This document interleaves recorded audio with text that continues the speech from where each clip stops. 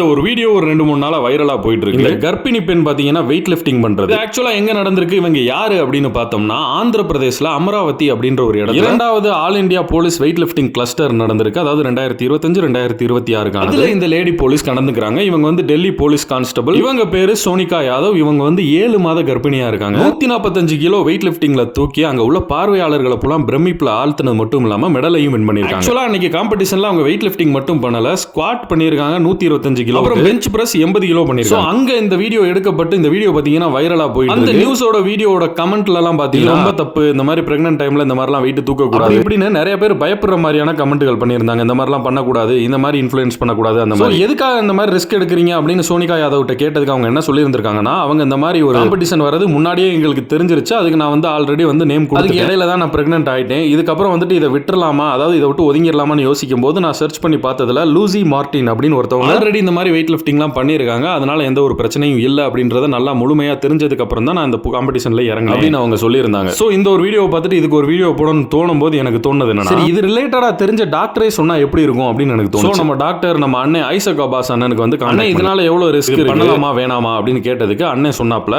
Hello brother, வணக்கம். ஆக்சுவலாக வந்து யூஸ்வலாக நான் இன்ஸ்டாகிராம் மெசேஜ் நான் அவ்வளோ பார்க்குறது இல்லை பிரதர். உங்களோட ப்ரையாரிட்டியில் தான் இருக்குது, லேபிள் பண்ணி தான் வச்சிருக்கேன். பட் ஆனால் எப்படின்னு தெரியல, மிஸ் பண்ணிட்டேன் மெசேஜஸை. ஆக்சுவலாக வந்து பிரதர் என்ன அப்படின்னா, இந்த ஃபஸ்ட்டு 10லேருந்து ஒரு 12 வாரம் அப்படின்னு வச்சுக்கலாம். இப்போ தான் வந்து அந்த கரு வந்து உருவாகும். கரு உருவாகி அந்த வாலில் நல்லா கெட்டியாக படிப்படியாக கெட்டியாக தன்னை வந்து உள்ளே வந்து பொருத்திக்கிறோம் பிரதர். அந்த ஃபஸ்ட்டு ஒரு 10 to 12 வீக்ஸ். அதுக்கப்புறம் மாதம் ஆக ஆக வந்து அந்த அட்டாச்மெண்ட் வந்து நல்ல ஸ்ட்ராங் ஆயிரும். குழந்தை வளர வளர வளர வளர நல்லா ஸ்ட்ராங் ஆயிரும். அதனால ஒரு 4-5 மாதத்துக்கு மேலே வந்து எந்த ப்ராப்ளமும் இருக்காது பிரதர். மோஸ்ட்லி எந்த ப்ராப்ளமும் இருக்காது. ஆனால் இருந்தாலுமே அதுக்காக நம்மளுக்கு எந்த பிரச்சனை இருக்காதுன்னு சொல்லிட்டு இவ்வளோ தூரம் வந்து ஹெவியாக பண்ணுறது வந்து அட்வைசபிள் இல்லை. ஆனாலும் வந்து இப்போ பார்த்துருக்கோம்னா, நம்ம சின்ன வயசில் முன்னோர்கள் இவங்க எல்லாருமே பார்த்துருக்கீங்கன்னா எல்லா வேலையும் அவங்க பார்த்துட்டு தான் இருந்திருப்பாங்க. கடைசி டெலிவரிக்கு முதல் நாள் வரைக்கும் ஏதாவது வேலை பார்த்துட்டு இருந்திருப்பாங்க. அவங்க நல்லா தான் இருந்தாங்க.